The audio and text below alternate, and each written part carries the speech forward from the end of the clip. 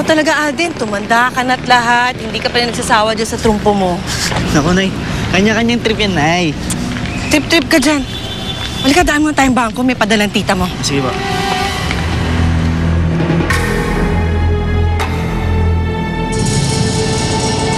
Uy, Alden!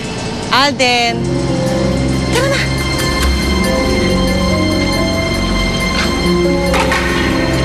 Pagkatapos ng bangkong to, magkakaroon na tayong sapat na pera para tapatan ng liga na tinatayo ng gobyerno.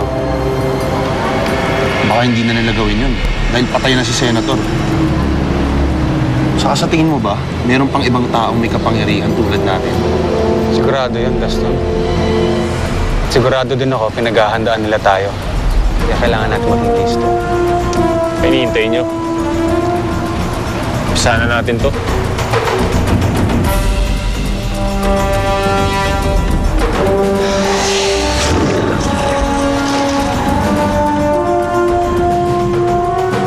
Let's do it. Dalawa pa lang ang tumatawag. At walang duda. May iba pang dadating at mayroon tayong madidiskubre sa mga darating na araw. Nasaan sila?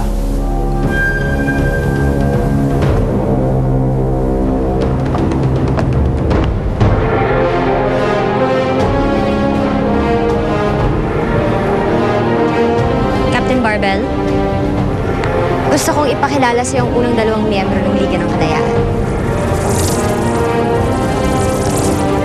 Si Blade at si Cyclone.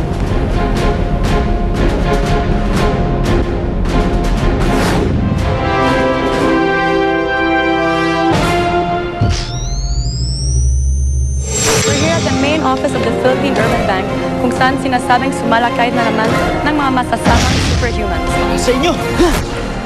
Papatawa ka ba? Ito po yan eh! Wasak! Dari, may isang bata na nakakapagpalabas ng kapangyarihan sa trumpo. Ikaw, wasak!